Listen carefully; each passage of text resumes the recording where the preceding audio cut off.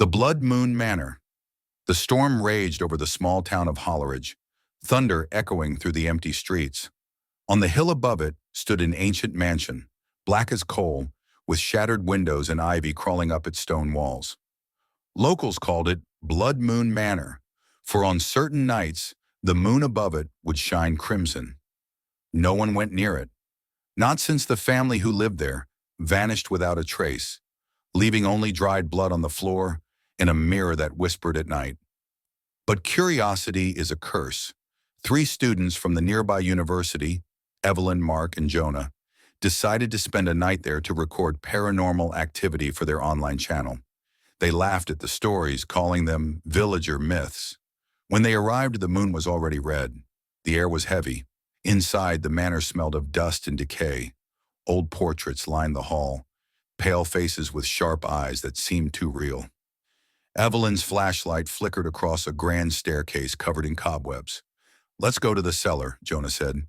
"That's where the screams came from, according to the reports." Down in the cellar, the temperature dropped sharply. There, behind a broken wine rack, they found a sealed iron door, marked with symbols in dried blood. Mark, ever the skeptic, pried it open. A rush of air burst out, as if something inside had been waiting.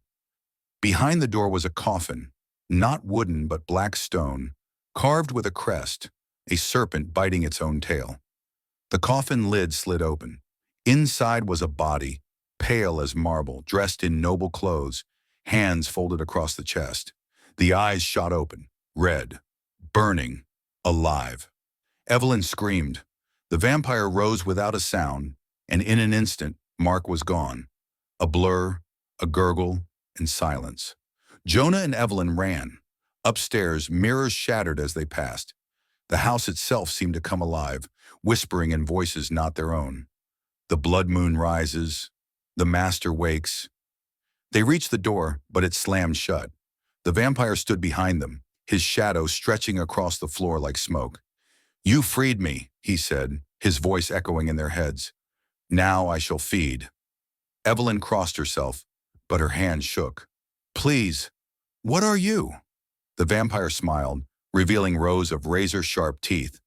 "A memory that feeds on fear, a hunger older than death."